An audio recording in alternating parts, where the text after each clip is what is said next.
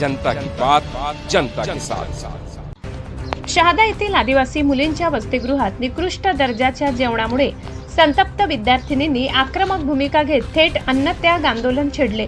वारंवार तक्रारी करूनही प्रशासनाने दुर्लक्ष केल्यामुळे अखेर विद्यार्थिनीचा संताप अनावर झाला। वसतिगृहात सुमारे 375 विद्यार्थिनी राहतात, मात्र त्यांना दिले जाणारे अन्न अत्यंत निकृष्ट दर्जाचे असल्याचा गंभीर आरोप विद्यार्थिनींनी केलाय।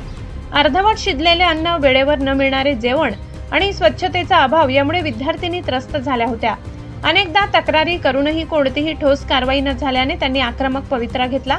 मंगळवारी विद्यार्थिनींनी थेट जेवण घेण्यास नकार देत आंदोलन सुरू केले। जोपर्यंत योग्य दर्जाचे अन्न मिळत नाही तोपर्यंत आंदोलन मागे घेणार नाही असा इशारा त्यांनी प्रशासनाला दिला। घटनेची माहिती मिळताच संबंधित अधिकारी तातडीने वसतिगृहात दाखल झाले। त्यांनी विद्यार्थिनींशी संवाद साधत समस्या सोडविण्याचे आश्वासन दिले। निकृष्ट जेवण देणाऱ्या ठेकेदारावर कारवाई करून नवीन व्यवस्था करण्याचे आदेश देण्यात आल्याचे सांगण्यात आले। दरम्यान या प्रकारामुळे प्रशासनाच्या कारभारावर प्रश्नचिन्ह उपस्थित झाले असून विद्यार्थिनींच्या आरोग्याशी होत असलेली ही खेळखंडोबा थांबविण्याची मागणी जोर धरत आहे। ज्या मुलींचे वसतिगृह आहे त्यांनी आज जेवण न करण्याचा निर्णय घेतला, कारण निकृष्ट जेवण मिळत होते। वारंवार तक्रार करूनही ते सुधारणा झाली नाही। आज मुलींनी आंदोलन केलं, खरं बघायला गेलं तर तुम्ही आल्यानंतर काय झालं आणि निर्णय काय झाला?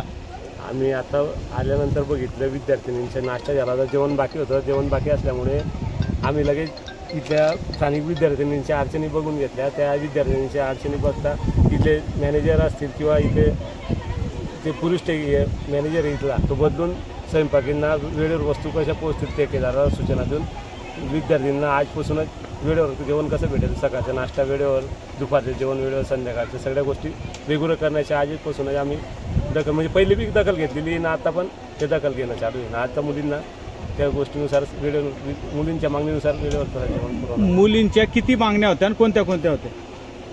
वेळेवर जेवण भेटलं पाहिजे आणि मेनू चार्टनुसार आम्हाला जेवण दिलं गेलं पाहिजे। ऋतुमानानुसार फळं भेटले पाहिजे, बिस्किट भेटले पाहिजे, विषयात फरक पाहिजे। अधीक्षकांनी आणि विद्यार्थ्यांनी वारंवार आपल्या वरिष्ठ अधिकाऱ्यांना तक्रार देऊनही निर्णय का घेण्यात आला नव्हता? विद्यार्थिनींच्या आणि वार्डनांच्या आल्यानंतर आमच्या वरिष्ठ कार्यालयाची टीम पण आलेली होती। त्यानुसार ठेकेदाराला सूचना पण दिल्या गेलेल्या आहेत वारंवार, आणि त्यानुसार बदल झालेला बी त्यांच्याकडनं किंवा आमच्या टीमकडनं बघितलं गेलेलं आहे आणि त्यांना बी नोटीस दिली गेली वरिष्ठ कार्यालय, आमच्या प्रकल्प कार्यालयाकडनं। पण आता अजून त्याच्यावर काही येते, आपण सुपरवायझर बदलून ती प्रक्रिया पूर्ण करू। जो मॅनेजर आणि ठेकेदार हे बदलणार आहेत का? आता वरिष्ठ कार्यालयाचे आमच्या आजचा अहवाल, पहिला बी अहवाल बघून आता मॅनेजर तर बदलला जाईल ना। मॅनेजर तर आतापासूनच, याच्या अगोदर आपण अहवाल पाठवलेला होता, किती दिवस झाले त्याला?